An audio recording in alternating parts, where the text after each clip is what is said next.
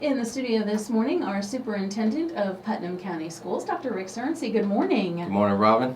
We love to have you come in the morning after the board meeting to let us know what's going on in the schools, and of course, back to school this week after spring break, so I would imagine lots to talk about. Yeah, it's good to have everybody back, and I think spring is finally here, and testing season and that type of thing, but of course everyone's talking about safety in schools, Yes. and rightfully so. Before our kids can learn, they need to be safe and feel safe. And last night, credit our school board, they approved an agreement with the Putnam County Sheriff's Office where we are establishing sheriff substations in some of our schools around the county. And again, that's the idea of that, is to just to have an additional presence of law enforcement, just to help make sure our schools are safe. Browning Pierce Elementary will be getting a substation that will control the southern part of the county. And right here, close to your station, we're going to have one at Mellon Elementary, which will be part of the central area. And we already have one at Interlaken High School. And there'll be a small stop station down at Miller Middle School. So again, we're trying to partner with the Sheriff's Office just to make sure we're working to keep kids safe. So any reason why a couple of those are elementary schools as opposed to, like right here at Mellon, that's right across from Palatka High School. Does it need to be at the elementary school more than the high school, or they just have more room there, or why? That's a good question. And right now we have school resource officers in all of our secondary schools, middle and high schools, except for Miller Middle. Our elementary schools do not have any sheriff's office personnel. So this will serve two purposes. It will actually give a presence for the time being in those two elementary schools and allow the sheriff's office to be able to work more effectively to control operations in different parts of the county. So is their presence there going to change anything about the day-to-day operations of the school? Absolutely not. No, they're going to come and go, and just to be there, to be present, to be if they're needed, fine. And again, our school board will be discussing whether or not to fund more school resource officers for next year. We did receive additional money from the state, and we reached an agreement with the Sheriff's Office to fund 4 more school resource officers for next year. And again, that leaves us about 7 or 8 schools short.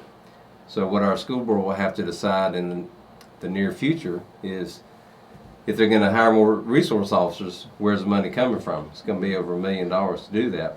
Or hire like school security personnel, which are not deputies, but they are armed, uniformed personnel, which would have to, again, be a cost to the district. And the third option, which people have heard about, is the Guardian program, or as Sheriff Deloach calls the STAR program, which would hire trained personnel in the schools to be deputized in the case of a shooting. So is that where I've seen people talking on social media about teachers being armed, like only certain teachers or something like that? Yeah, again, classroom teachers are exempt. It would not be classroom teachers at all according to the law, but these are people within the school that, highly selected, who would have to go through a process of screening, go through many, many hours of training. But again, our school board will have to decide that. They would have to opt out of that if they so choose. But the law states there has to be an armed person in each school starting next year, and our school board will have to decide, which of those options to choose, as long as we have someone armed in the schools. Well, either way, whatever the process works out to be, it's good to know for parents and students that safety is a big concern in Putnam County schools. Yeah, and we look forward to your input, and nothing's been decided yet, but that is the main concern of ours, is everyone, and we want to make sure our constituents know that we are working very hard to make sure our kids are safe. Our number one concern is making sure they learn, but they have to be safe first. Yes, and so if people within the community, especially parents, have concerns or maybe ideas that they would like to share, what's the best way for them to go about sharing those? Well, they can contact us on social media or reach out to your school board members. They need to hear from them.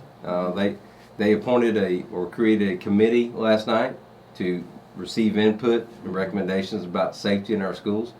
Another thing on the radar is mental health services. We're going to be receiving money for mental health, so we're going to be receiving input from school personnel and people in the community about how can we best serve and meet the needs of mental health for our students in our community.